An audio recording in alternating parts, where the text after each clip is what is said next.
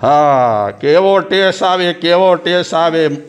અને આપણે ઘણી વખત પ્રતિક્રમણ પતી જાય ને એટલે પછી એક ક્રિયા છે આપણી, 5 કલાક અડધો કલાક ગામની ચટણી વાટવાની ક્રિયા છે. આપણ પ્રતિક્રમણ પતી જાય એટલે પછી ઘણા માણસો છે ને ધોતિયા બદલાવતા જાય અને ગામના પણ ધોતિયા તોડતા જાય. ઈ કહેતે ને કેટલું આપ્યું છે, કેટલું આપ્યું છે. હવે બસ કરો, હવે મને આ કચરા નથી સાંભળવા. જે બાઈ જેવી હોય તે, જે માણસ જેવો હોય તે, પણ આ ઇન્દ્રિયો ધરાશે નહીં. કેટલાની નિંદા કરીએ આપણે? હે, ક્યારે થાક્યા છીએ આપણે નિંદા કરતા કરતા? અત્યારે વિષય નથી આ નિંદાનો. આ તો હું એમસના દાખલો આપવું છે કે આપણે ઇન્દ્રિયોને કેટલું ખવડાવ્યું. આને ખવડાવ્યું છે. કોને? એનો ખોરાક જે હતો તે ખવડાવ્યું આપણે. આનો ખોરાક હતો એને ખવડાવ્યું, આનો ખોરાક હતો એને ખવડાવ્યું, બધાને ખવડાવ્યું છે. પણ હજી સુધી કહેતા નથી હૈયો આણે ભસ કયો.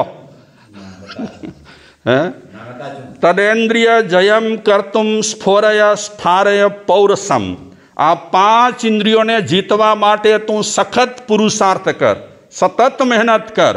કે હવે મારે 5 ઇન્દ્રિયોને જીતતા પહેલા મારે એને સન્માર્ગે વાળવી છે.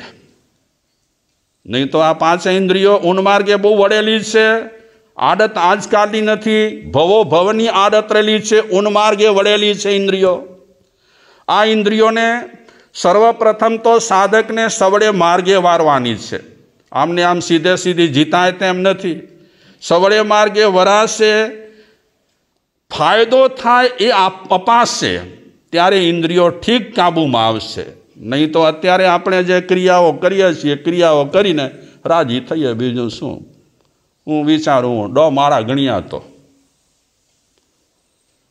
માળાઓ મારા પૂરતી છે, માળાઓ છે મારા પૂરતી છે, પણ એ બહુ ફાયદા નહીં કરાવે. આપણે ભલે આશા રાખીએ, એકાદ બે સરસ મજાના ભગવાનના ગીત ગાઈએ, સારું છે, જીભડીને જરાક સવડે માર્ગે વાળી છે, પણ એટલાથી કાંઈ સાધક આગળ નહીં વધી શકે. એના માટે તો સખત પુરુષાર્થ, સખત એટલે એકદમ સખત પુરુષાર્થ જ્યારે થાય ત્યારે કામ થાય. પેલો માણસ જીતી ગયો, ઇનામ જીતી ગયો ને. એટલે શું ખપે? આ ઇન્દ્રિયો પર એકડી કડિયાળી ડાંગ, લકડી, લોખંડજી લકડી એનમાંથી રખેજી. ખબરદાર છે જ્યાં ત્યાં મોઢું નાખ્યું છે તો આપણે હકદાર છીએ આપણી ઇન્દ્રિયોના. એના પર આપણે ગમે તે કરી શકીએ છીએ સવડે માર્ગે વાળવા માટે. બાકી તો ઇન્દ્રિયો ક્યારે આજ સુધીમાં કોઈની તૃપ્ત થઈ નથી, થવાની નથી. આપણે વાત આ એટલા માટે કરી છે કે જંબુકુમાર પ્રભવને સમજાવે છે. પ્રભવે શું કીધું કે પહેલાં તમે વૈષયિક સુખો ભોગવી લો અને પછી શું કરો? પછી દીક્ષા લો. તો પ્રભવે દ્રષ્ટાંત આપ્યો મધુબિંદુનો. પ્રભવે નહીં, જંબુકુમારે. પ્રભવને જંબુકુમારે મધુબિંદુનો દ્રષ્ટાંત આપ્યો કે આ વૈષયિક સુખો ભોગવતા ભોગવતા આજુબાજુ જે દુઃખો રહેલા છે નજરે ચડતા નથી. નીચે કૂવો પડ્યો છે, કૂવામાં અજગર છે, કૂવામાં સરપ ફણા ઊંચી કરીને ઊભો છે, એ તરફ નજર જતી નથી. અને વૈષયિક સુખો તરફ એટલે કે મધુબિંદુ, મધુબિંદુ વૈષયિક સુખો. એક બિંદુ પડે છે, મીઠું લાગે છે, એ ભમરીની, એ મધમાખીની તકલીફો પણ માણસ ભૂલી જાય, એ હાથીનું તોફાન પણ ભૂલી જાય, એ ઉંદરના કાપી રહ્યા છે એ પણ ભૂલી જાય. ટીપું મળે છે ને મધલાળ.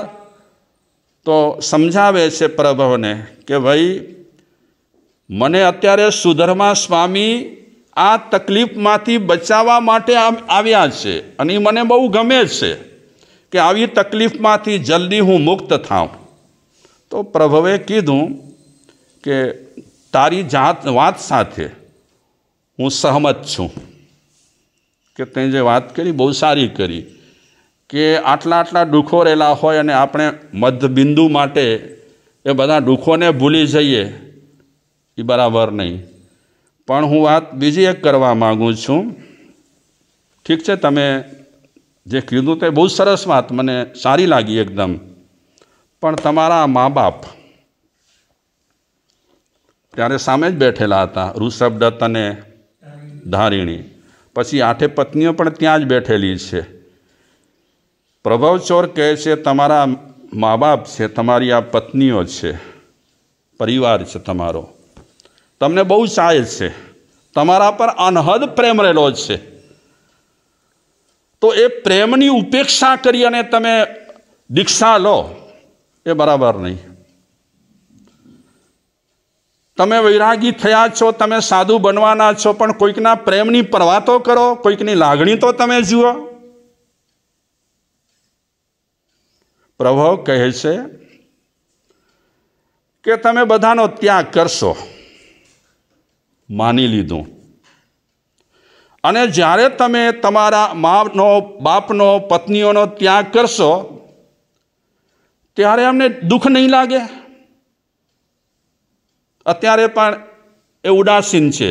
તમારા વૈરાગ્યની વાત સાંભળી કરી, તમારી દીક્ષાની વાત સાંભળી કરી અને અંદરથી એમને ખૂબ દુઃખ લાગે છે. તો એ લોકોને દુઃખી કરી અને તમે સાધુ બનશો તો શું સુખી થવાના? પછી મેં તું ને કોર શોકરવાર થીંદો પોય એ 8 ને 9 10 જણા દુઃખી થાય અને તમે દીક્ષા લઈ લો, એ શું સારું લાગે? પહેલાં એમને સુખી કરો, એમની ઈચ્છાઓ પૂરી કરો, એમની લાગણીને માન આપો. પછી સમય જતાં, વર્ષો નીકળતા તમે દીક્ષા લેજો તો સારું લાગશે. બાકી કોઈકને દુઃખી કરી અને આપણે સુખી થવા માંગતા હોઈએ એ સુખ સારું નહીં. કેવી લાગે છે વાત પ્રભવચોરની વાત? કેશવજીભાઈ બાવાજભાઈ કહેતો ને કે પહેલાં બે કે સુખી કયો, દુઃખી ન કયો. બીજાઓને સુખી કરી પછી તમે દીક્ષા લો, બીજાને દુઃખી કરી અને તમે દીક્ષા લો, એ ઠીક લાગે છે? બરાબર ને? એટલે તો અહીં દીક્ષા નતા ગયો, બરાબર ને? કારણ કે કોઈ દુઃખીથી આજે કારણે એ બરાબર ના કારમણી કે સુખી કહી દા કરશો ને રત્નામાં. પહેલાં તમે બધાને સુખી કરશો પછી તમે દીક્ષા લેશો. પણ હજી તો વાત અધૂરી છે. આ તો પ્રભવે પોતાનું નિવેદન કર્યો, પ્રસ્તાવ મૂક્યો કે આ રીતે તમારે કરવું જોઈએ, હમણાં દીક્ષા ના લેવી જોઈએ. અમુક વર્ષો થઈ જાય, આ બધાને સંતોષ થાય પછી દીક્ષા લો. આ વાત સાંભળી કરી અને જંબુકુમાર કહે છે કે પ્રભુ, તારી વાતને હું સ્વીકારું છું કે કોઈને દુઃખી કરી અને દીક્ષા લેવી એ ઠીક નહીં. અને એ વાત તારી સાચી છે કે હું દીક્ષા દુઃખી થવા માટે નથી લેતો, પણ સુખી થવા માટે લઉં છું. પણ એક વાર્તાથી તને વાત સમજાવીશ કે આ દુનિયામાં સંબંધો, આ સંસારમાં સંબંધો કેવા હોય છે એ હું વાર્તાથી સમજાવીશ તો ઠીક રહેશે. વાત એવી છે, વાર્તા ચાલુ કરી જંબુકુમારે. હવે પ્રભવચોરને બહુ ઇન્ટરેસ્ટ જાગ્યો છે. દિવસ છે કે રાત છે? રાત છે. એકદમ જામેલી રાત છે. આવી રાતના વરરાજાનો પોશાક છે. કોના શરીરે? જંબુકુ. અને લગ્ન વખતે કેવા કપડાં પહેર્યા હોય? આ સુખી માણસો હતા, નગર શેઠનો દીકરો હતો. એ જ કપડે અત્યારે શેની ચર્ચા ચાલે છે?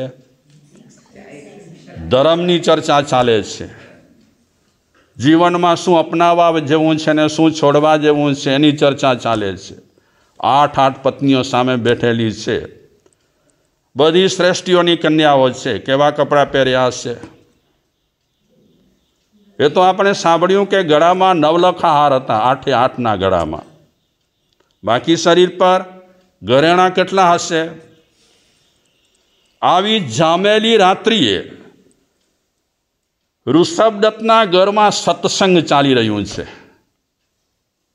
અને સામે મુકાબલો કરે છે કોણ? પ્રભવ. પ્રભવે ક્યારે કોઈના વ્યાખ્યાનો નથી સાંભળ્યા, કોઈની સાથે સત્સંગ ક્યારે નથી કર્યું. આજે આ ગાઢ રાત્રિએ, ભયંકર રાત્રિએ સત્સંગ કરી રહ્યો છે. જંબુકુમાર પ્રભવને કહે છે, પ્રભવ, મથુરા નામની નગરી હતી. એ નગરીમાં કુબેર સેના નામની વેશ્યા હતી. એ વેશ્યા સમય જતાં ગર્ભવતી થઈ. એની માને ગમ્યું નહીં. વૈદોને બોલાવ્યા, ઉપચારો કરાવ્યા, પણ ગર્ભ ગળ્યો નહીં. અને એ કુબેર સેનાએ જોડલાને જન્મ આપ્યો, એક પુત્ર અને એક પુત્રી. ન માને ગમ્યું, ન ખુદ કુબેર સેનાને ગમ્યું. જોડલાને જન્મ આપ્યા પછી 10 દિવસ સુધી આ કુબેર સેનાએ સ્તનપાન કરાવ્યું. એ 11મે દિવસે એ કુબેર સેનાએ નક્કી કર્યું કે આ પુત્ર અને પુત્રીને વિસર્જન કરવા. એટલે સરસ કપડાં પહેરાવ્યા, બંનેના નામ આપ્યા. છોકરાનું નામ કુબેર દત્ત, છોકરીનું નામ કુબેર દત્તા. એવી વીંટી તૈયાર કરાવી, એ બંનેને વીંટી પહેરાવી. પેટીમાં બંનેને સુવાડ્યા, સરસ રીતે પેક કર્યા અને પેટીને જમુના નદીમાં તારી મૂકી. ધ્યાનથી સાંભળે છે કુબેર સેનાની કથા. કોણ? પ્રભવ. પ્રભવને તો ઇન્ટરેસ્ટ છે, પણ 8 કન્યાઓ પણ એટલો જ ઇન્ટરેસ્ટ છે. ધર્મની ચર્ચા ચાલે છે, જ્ઞાનની ચર્ચા ચાલે છે, સમ્યક જ્ઞાનની ચર્ચા ચાલે છે. એ પેટી તો તરતી ગઈ જમુના નદીના પાણીમાં. તરતી તરતી તરતી શૌર્યપુર પાસે પેટી આવી, શૌર્યપુર નગર. તો તે સમયે કિનારા પર 2 શેઠિયા ફરવા માટે આવ્યા હતા. એ 2 શેઠિયાની નજર પેટી પર પડી.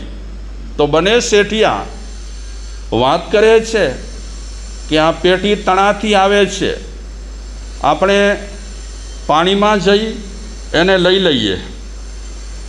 અરસપરસ ચર્ચા કરી, વાતચીત કરી અને પછી નક્કી કર્યું આ શ્રેષ્ઠીઓએ કે આ પેટીમાંથી જે માલ નીકળે, અડધો તારો અડધો મારો. એ પેટીને કિનારા પર લાવ્યા. પેટીને ખોલી તો સરસ મજાના ફૂલ જેવા છોકરો છોકરીને જોયા. તો નક્કી કર્યું હતું પહેલેથી, જે માલ નીકળે અડધો તારો અડધો મારો. એટલે છોકરાને એક શેઠ લઈ ગયા, છોકરીને બીજા શેઠ લઈ ગયા. બંને પોતાના ઘરે જઈ કરી પત્નીને વાત કરી. એટલે બંનેની પત્નીઓ એ છોકરાઓનું પાલન પોષણ કરે છે. પાલન પોષણ કરતાં કરતાં કરતાં મોટા થાય છે. જંબુકુમાર પ્રભુને કહે છે, જુવાન થયા એ કુબેર દત્ત અને કુબેર દત્તા. જુવાન થયા પછી બંને શ્રેષ્ઠીઓ અરસપરસ ચર્ચા કરી અને નિર્ણય કર્યો કે બંને સુંદર છે અને લગ્ન આપણે એમના કરીએ. એટલે આ બંને શેઠ લગ્ન કરે છે. એટલે પુત્ર પુત્રી જે હતા, ભાઈ બહેન હતા, એ શું થયા? પતિ પત્ની થયા. જુવાન છે, સોગઠાબાજી રમતા હતા. સોગઠાબાજી રમતા રમતા કુબેર દત્તની આંગળીમાંથી વીંટી સરકી, ઉછળી કરી અને કુબેર દત્તાના ખોળામાં પડી. કુબેર દત્તાએ વીંટી હાથમાં લીધી, નામ વાંચ્યું કુબેર દત્ત. 2 વીંટીઓને ઓ કરે છે, શું કહેવાય? હા, મિલાવે છે કે આ નામ, વીંટીના આકાર બધા એક સરખા છે. શાયદ જેની સાથે મારા લગ્ન થયા છે એની સાથે મને ભોગ ભોગવવાની ઈચ્છા નથી થતી. એ કુબેર દત્તા વિચારે છે. અને ભોગ ભોગવવાની ઈચ્છા નથી થતી તો કાંઈક સંબંધ હશે, કાંઈક કારણ હશે, એના વગર ન થાય. તો કુબેર દત્તને કહે છે કુબેર દત્તા કે આપણી આ 2 વીંટીઓ સમાન લાગે છે, એક સરખી, અને આમે પણ આપણને વિષય વાસના બેન નથી, પતિ પત્ની થયા છીએ, પણ એકબીજા પ્રત્યે જે આકર્ષણ થવું જોઈએ તે આકર્ષણ નથી. તો આપણે તપાસ કરાવીએ કે આપણે બંને છીએ કોણ.